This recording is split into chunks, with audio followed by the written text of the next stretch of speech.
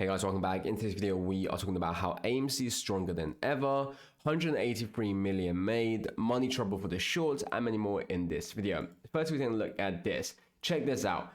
AMC is looking stronger than ever, with its best financials since 2015.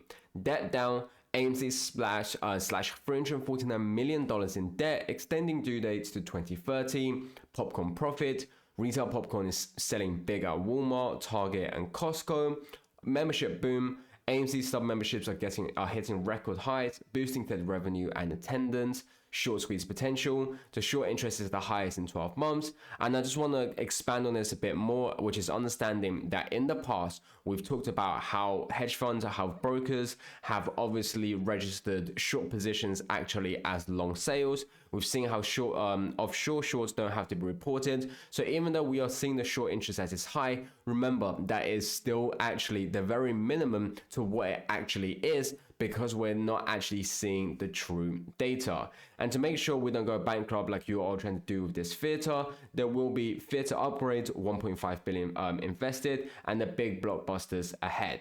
So when you take a look at this, you understand how well AMC is doing. You can see that firstly, we know with the debt, this is something that we've always talked about. I'll also be talking about the 183 AMC just made, the 183 million.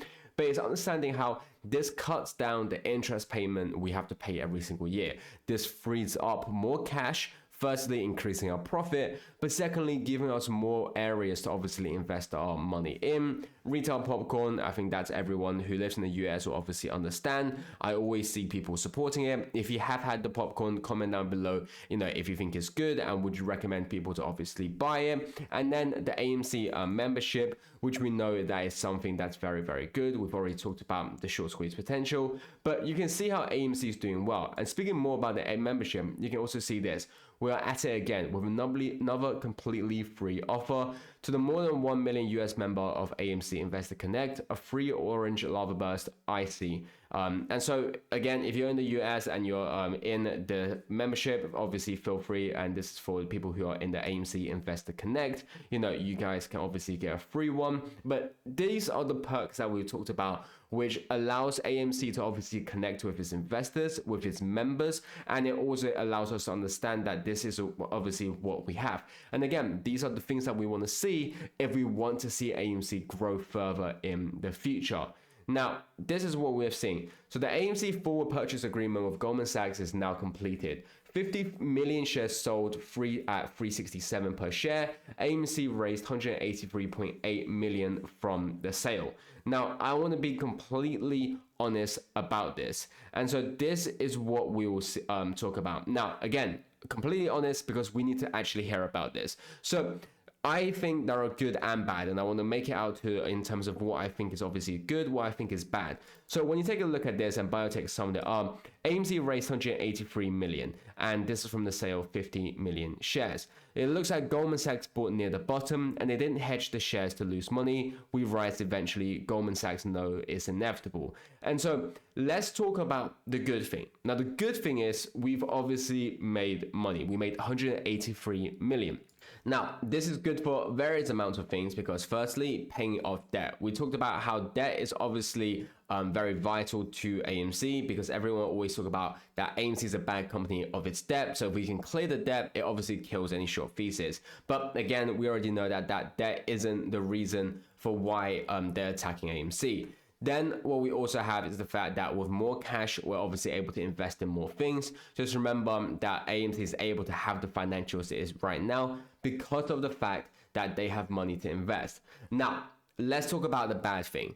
The bad thing is the price in which we sold the shares. But again, this is something that we have been expecting. Like I said, the fact we are still able to sell shares, the fact we are able to raise money is very good. But the fact is that the price that we are selling it at 367, firstly, we managed to let Goldman get again, and this is, like I said, a good and a bad thing. We let them get a bargain because they bought these shares and they're not hedging. So because they understand that they've bought one of the potentially the best companies going the next few years for the cheapest amount of price possible. And so, it's a good thing that people realize how good of an investment AMC is. It's a bad thing that we're letting them getting away with this. Another bad thing is obviously knowing the fact that AMC should be able to sell 50 million shares at an even higher price. If AMC was at $15 per shares, I'm sure they still could have sold 50 million shares. And if AMC were at $15, we would have raised a lot more money. And so that's obviously why I think in terms of this, and this is what we talked about, why shorts wants to suppress the price of AMC, because they realize how much power we have with our share offering. They realize how many people want to buy AMC shares no matter the price. And so this is why I always say the reason why we're seeing the manipulation of the price is because they understand that AMC has the ability. And again, if AMC was at $15, $20, we could have easily raised over $1 billion from the sales of these shares. But because the shorts are trying to obviously prevent that, that's why they're always suppressing, and that's why we're letting people get these AMC shares for cheap. Because you can also see here, and this is just several hedge funds and other institutional investors have recently modified their holdings of the stock. Now what you will see is just companies that are buying more of AMC, but this is to be expected. Like we said, AMC's fundamentals doing extremely well. Going into 2025, we know that AMC is going to have one heck of a year, and it's only going to get bigger. The annual compound annual growth rate of the movie industry for AMC is just increasing and increasing, and so people want to make sure they can buy AMC, and it's why we're actually seeing more and more shares of AMC being bought. I know it doesn't reflect it in terms of the share price, but we have always known that's how they suppress AMC. That's how they give the sentiment that, they want to give the sentiment that people don't want to buy AMC shares, that people are selling. So you should sell your AMC shares as well. But we know actually people are buying. As always, none of this is ever financial advice, so do take out a result. Make sure you do your own due diligence and research. But let's take a look at this, and it's why I know that shorts are all panicking. So you can see here, short sellers' secret talks and alliances emerge in court battle. So the connection are tucked up in places like page 107 of a legal motion so hefty it had to be filed in 3 volumes. So what we're seeing is how shorts are working together. Now, this doesn't come to us as a shock when we understand that, the people who are all shorting both AMC and GME, they're all struggling. When you take a look at this, in case you missed it, this is the first year ever that Citadel did not automatically return profits to its clients. Its flagship Wellington fund up 15%, and it changed payouts to keep its hands on more money, but still needs to raise cash. Read the room, Citadel is in big money trouble.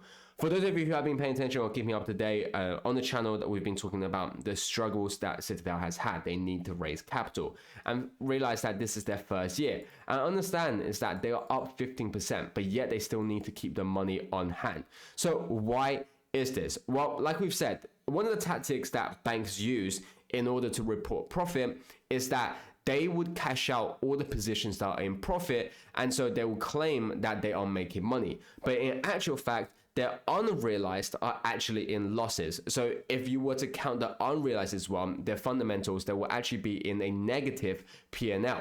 And so, but yet they always only cover the profit, and so they can claim that they're making money. And so this is very likely what we're seeing as well. They're saying that the flagship fund is up 15%. They're saying that they're making money because they're cashing out on the realized positions, but their unrealized positions are actually in losses, and they need the money to continuously holding or adding on to these positions. And it's like we talked about, why are short sellers still in AMC when we've seen it drop this much? That's because they can't get out. That's because the reason why it is down, because they're putting more and more money to suppress it for the sake of that everyone to get out of AMC. But we know that's not going to be the case. And that's how we know there's money trouble for the shorts. You can see AMC and GME being pushed down hard on absolutely no negative news to be had. Would this be because Ken Griffin is actively having his market-making business push the price down so that $500 million bond gets a better rate at refining swaps on AMC and GME that are part of the $65 billion plus in securities sold not yet purchased?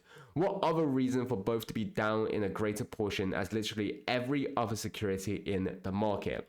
Something that you will see is that recently pretty much every single stock is up. But again, when you take a look at AMC, yes, it's had a tiny recovery, but today we're down 1.4%. But why is this the case?